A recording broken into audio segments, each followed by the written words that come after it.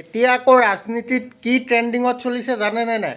এতিয়া আকৌ ৰাজনীতিত চলিছে, মই যদি চেলেঞ্জ কৰোঁ মুখ্যমন্ত্ৰী কেইটা গান গাব, মই কেইটা গান গাম বা আহক ফিল্ডত, তেওঁ জুবিন গাৰ্গৰ কোনটো গান জানে আৰু মই কেইটা গান জানো মই গাই দিম। মই সেই প্ৰত্যাহ্বানো দিছোঁ।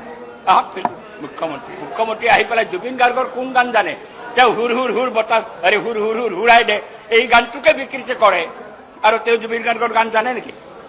আজি বিজেপি চৰকাৰৰ কেইজন MLA মন্ত্ৰী জুবিন গাৰ্গৰ গান জানে? আমি কিন্তু জুবিন গাৰ্গৰ গান শুনি উপলব্ধি কৰি, বিষ্ণুৰাভাৰ গান শুনি উপলব্ধি কৰি, ভূপেন হাজৰিকাৰ গান শুনি উপলব্ধি কৰি গায়ে ডাঙৰ হৈছোঁ।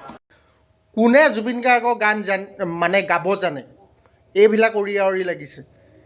ইহঁতৰো যে ৰাজনীতি আৰু দেই, ৰাজনীতি বস্তুটোক কি বুলি কয়, সন্মান কেতিয়াবা দিবলৈ মন যায় আৰু কেতিয়াবা এনেকুৱা টুলুঙা লাগে, সৰু বাচ্ছাই উৰি লগা নিচিনা। এতিয়া জুবিন গাৰ্গ, মই কৈছোঁ এটাও গাবলৈ নাজানে। ৰাজনীতি বিৰোধী দলেই হওক বা চৰকাৰ পক্ষৰে হওক, বিজেপি, কংগ্ৰেছ, AIUDF হওক, ৰাইজৰ দল হওক, AJP হওক, কোনো এই জুবিনদাৰ গান কোনো গাবলৈ নাজানে।